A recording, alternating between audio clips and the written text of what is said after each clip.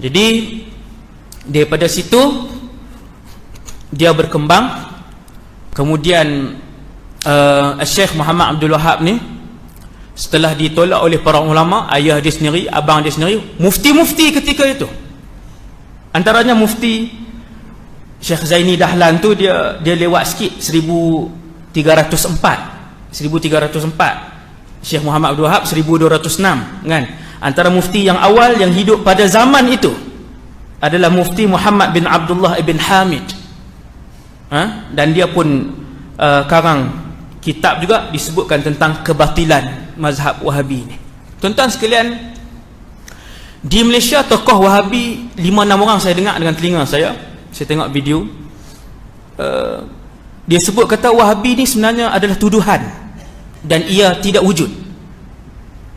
Wahabi ni saya rasa, orang tu lah sebut, dia kata saya rasa dia adalah hantu, sebab kami pun tak tahu siapa Wahabi. Jadi saya heran kenapa nak nafikan Al-Wahabiyah ini satu gerakan yang memang wujud. Muhammad bin Abdul Wahab itu memang ada. Apabila disebutkan Wahabiyah, ia merujuk kepada gerakan yang diasaskan oleh Muhammad bin Abdul Wahab dengan puluhan kitab yang dikarang oleh para ulama yang hidup pada zaman dia hidup dan selepas zaman itu. Sampailah zaman moden ini, bekas mufti Saudi Syekh Abdul Aziz Ibn Baz di dalam sebuah buku yang menghimpunkan fatwa-fatwa beliau, apabila ditanya, wahai Syekh, ramai orang kata dekat kita ni Wahabiyah, apa pendapat Tuan Syekh? Ada dalam kitab Fatawa Nurun Ala Darbi. Ni saya sebut ni bukti ni. Ada dalam kitab Fatawa Nurun Ala Darbi bahawa Wahabiyah ini wujud. Wahabiyah ini merujuk kepada Syekh Muhammad bin Abdul Wahab yang dinafikan oleh tokoh-tokoh Wahabi dalam negara ni. Kalau luar lepas tak nafi sangat. Entah no? Jadi Syekh Abdul Aziz bin Baz dia sebut, wa hadzal laqabu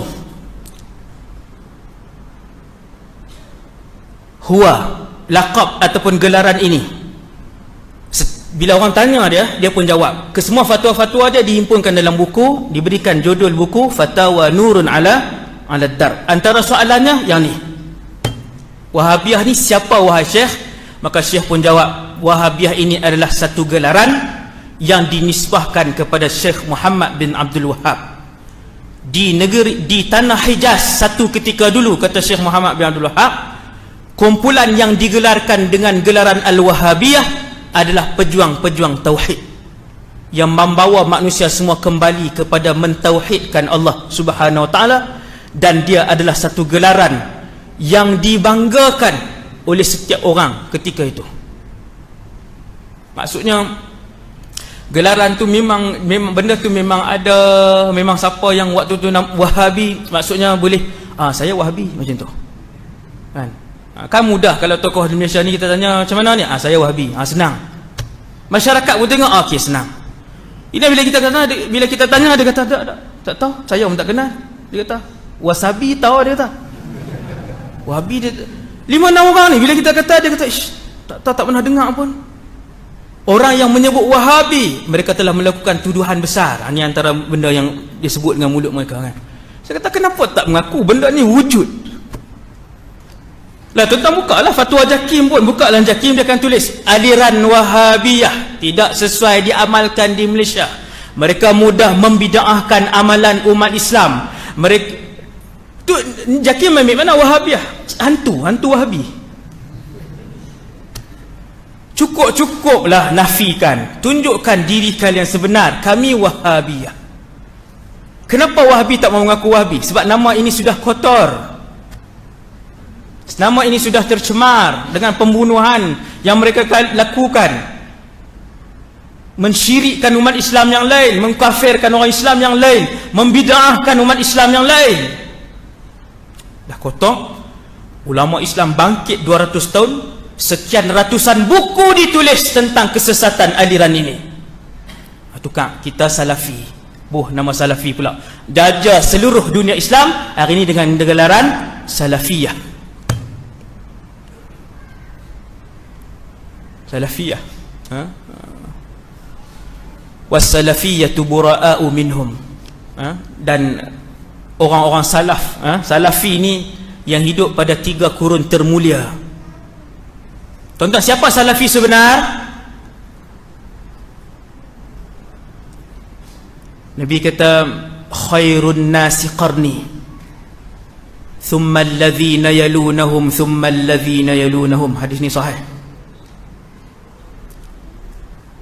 Manusia terbaik di kalangan umat Nabi Muhammad adalah kurun yang hidup pada zaman Nabi, 100 tahun yang pertama. Kemudian kurun yang seterusnya 100 tahun yang kedua. Kemudian kurun yang seterusnya 100 tahun yang ketiga.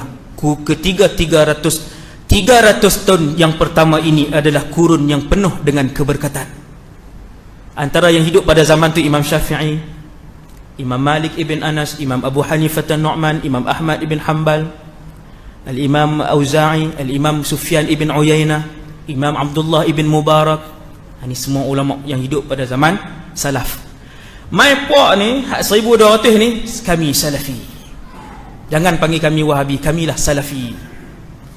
Tak ada kena-mengena salafi yang awal yang dipuji oleh Rasulullah tu dengan kalian. Bahkan manhaj kalian berbeza dengan manhaj as-salafiyah yang dipuji dan dijamin oleh Rasulullah sallallahu alaihi wasallam tentang kualiti iman mereka. Iman mereka. Ada satu artikel bukti seterusnya. Ni yang keberapa belas punya bukti. Tuan-tuan boleh tulis Google, tulis Al-Asy'ariyah dan Al-Maturidiyah. Cukup tulis tu, tak ide naik. Artikel ni 53 muka surat. Malaysia, bahasa Melayu. Bukan luar negara. Bahasa Melayu.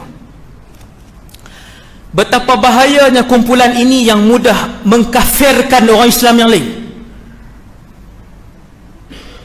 Seperti mana mudahnya Syekh Muhammad bin Abdul Wahab mengkafirkan orang Islam lain, maka begitulah mudahnya pendokong Wahabiyah luar dan dalam negara mengkafirkan orang lain. Sebelum saya baca artikel ni kat tuan-tuan, berapa bulan yang lepas, saya tak ingat, seorang doktor daripada Saudi, doktor syariah, Dr. Aid Al-Qurani. Bila dia mai? Siapa ingat? Dia mai bila? Semua duduk Indonesia kah?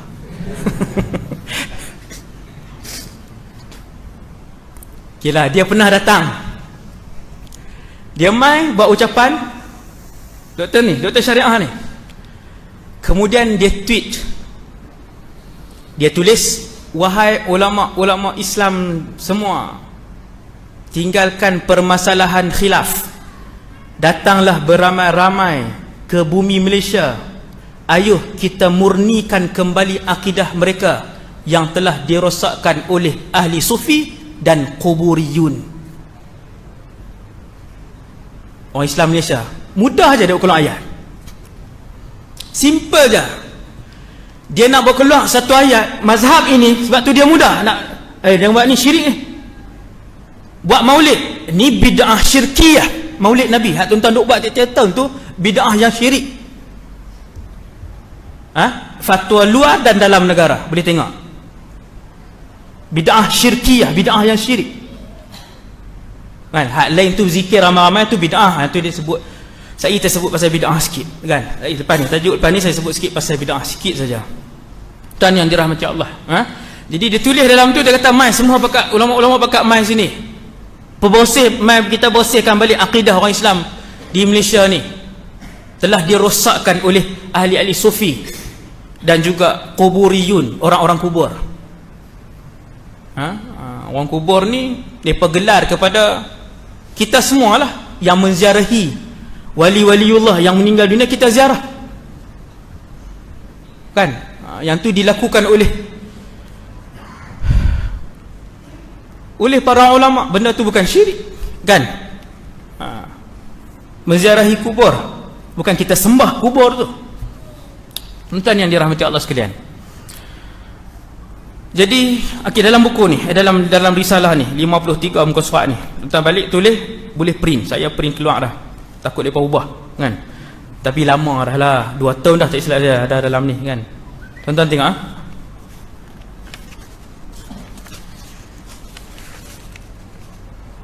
Wahabiyah ni juga adalah satu aliran, sebelum saya lupa, mereka juga aliran yang menolak tasawuf. Sebab tu mereka boleh sebut yang merosakkan akidah umat Islam ni siapa dia? Ahli sufi. Mudah, senang je nak sebut. Tasawuf ni satu ilmu yang lebih kotor daripada ayat apa? Ayat acak. Ni bahasa memang utara piau tu, tahulah siapa sebut kan. Ilmu tasawuf ni yang 1200 tahun, sejak 1200 tahun apabila ditanyakan kepada ulama Islam apakah itu ilmu fardu ain, mereka akan jawab fiqh, tauhid, tasawuf. Mai Wahabi hak baru lahir ni, dia kata tasawuf ni kotak macam ayat cak. Bahaya ke tak bahaya? Bahaya lah tuan. Bukan beza kecil dengan kita dengan Wahabiyah, aliran ini sudah jadi beza yang terlalu jauh. Bila saya tengok dah jadi beza sampai dulu, ulama kita bersabar. Ulama kita tidak pernah mengeluarkan Wahabiyah daripada Ahlus Sunnah wal Jamaah dulu. Tapi bila dah terlalu melampau, satu perhimpunan para ulama Ahlus Sunnah diadakan di CESH-nya, di situ antara resolusinya, ulama-ulama kita juga mengeluarkan Wahabiyah daripada Ahlus Sunnah wal Jamaah. Muka surat 9 saya baca tuan. Ini dia cerita tentang perkembangan aliran sesat. Perkembangan aliran-aliran sesat, Al-Jahmiyah, Kullabiyah, As-Sufiyah, antara yang sesat. Kemuncak tasawuf Asy'ariyah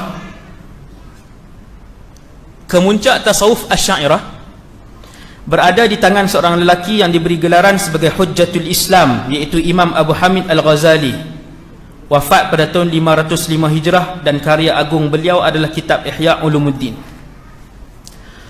Apa yang dibawa oleh Ghazali dengan nama tasawuf ini sebenarnya adalah ilmu falsafah Yunani Greek. Tasawuf ni tuan-tuan nak mengaji itulah, yang lebih tinggi sehingga membawa kepada hulul, bersatu Tuhan dengan makhluk. Sedangkan Asy'ariyah pada dasarnya mengingkari keberadaan Tuhan pada tempat. Aliran tasawuf merupakan aliran yang mendapat sambutan meluas dalam kalangan pengikut Asy'ariyah. Kita lah sesat ni. Asy'ariyah memang semua kita belajar lah tasawuf dewasa ini. Dan kemuncak tasawuf Asy'ariyah adalah mereka menjadi para penyembah kubur, sebagaimana fenomena ini disaksikan semua, terutama di bandar suci Asy'ariyah, iaitu Mesir. Tuan-tuan nampak ucapan dia, mudah je dia nak sebut penyembah kubur, syirik, bid'ah, sesat. Inilah Wahabi. Sebab tu dia mudah menghukum orang, dia mudah mengeluarkan satu orang Muslim daripada nitaq, daripada dairah al-Islam. Ini yang bahaya. Dan itu bukanlah manhaj salaf dan ulama khalaf. Bahkan mudah-mudah untuk mengeluarkan satu Muslim daripada pegangan ataupun daripada agama Islam dia. Satu lagi. Okey, ni dia tulis muka surat 12. Tuan boleh tengok sendirilah. Print, tengok sendiri. Tapi sekali jadi Wahabi pula, baca-baca seorang, oh betul semua ni. Tuan, ni saya habaq siap-siap lah. Ini pemikiran mereka yang bahaya ni. Dia kata Asy'ariyah ni ada beberapa kumpulan. Asy'ariyah dan Maturidiyah ada beberapa kumpulan. Kumpulan pertama Ahlul Kalam. Antaranya siapa? Imam Fakhruddin Ar-Razi, Imam Al-Bahili, Imam Ghazali, Imamul Haramain, Imamul Amidi. Ni ulama besar ni, dunia Islam, ulama besar dunia Islam. Kemudian dia kata kumpulan yang kedua adalah Ahlul Hadis dan Fuqaha. Ahlul hadis fuqaha ni antaranya Imam Baihaqi, Imam Qurtubi, Imam Suyuti. Tuan-tuan ni semua Asy'ariyah. Semua ulama-ulama Asy'ariyah yang mewakili kurun-kurun tertentu, bahawa fahaman Asy'ariyah dan Maturidiyah itu adalah fahaman yang dipilih sejak 1200 tahun. No? Maka tenanglah wahai umat Islam sekalian yang bermazhab Asy'ariyah dan Maturidiyah.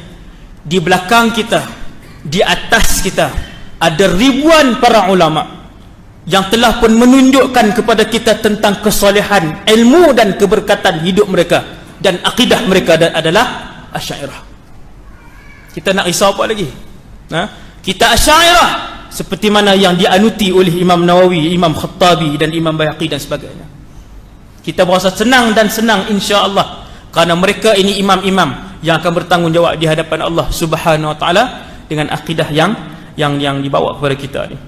Kata pengarang artikel ni, yang ketiga, kumpulan Asy'ariyah ni kumpulan Sufiyah. Dengar no? Geng-geng tarikat ni dengar. Mereka ini adalah yang paling jauh daripada Islam dan dekat kepada kekufuran dan syirik, seperti Alwi Al-Maliki, ulama Usa'ah, Syekh Alwi Al-Maliki, Habib Jufri, Habib Omar, kaum Deobandiyah dan Berelwiyah. Habis 200 juta tu ada di Pakistan tu. Paling hampir dengan syirik dan paling hampir dengan kufur. Ingat mulut dia. Ini hak hidup hari ni. Sama dengan yang hidup di luar negara, sama dengan pengasas mereka, dan sama dengan sumber utama mereka. Tuan, itu yang saya nak bentangkan. Dari segi bid'ah,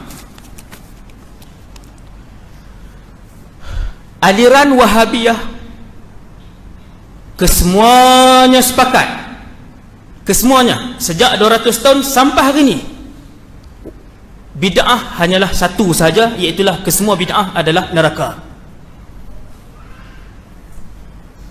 Saya ulang sekali lagi, kesemua ulama Wahabiyah luar dan dalam negara berpendapat bahwasanya bid'ah hanya satu saja, iaitulah bid'ah sayyi'ah ataupun bid'ah dalalah.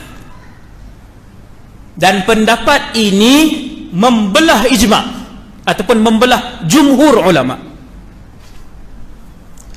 Jumhur ulama sejak 1200 tahun yang lalu sampai ke malam ini, mereka berpendapat bahwasanya bid'ah itu ada dua.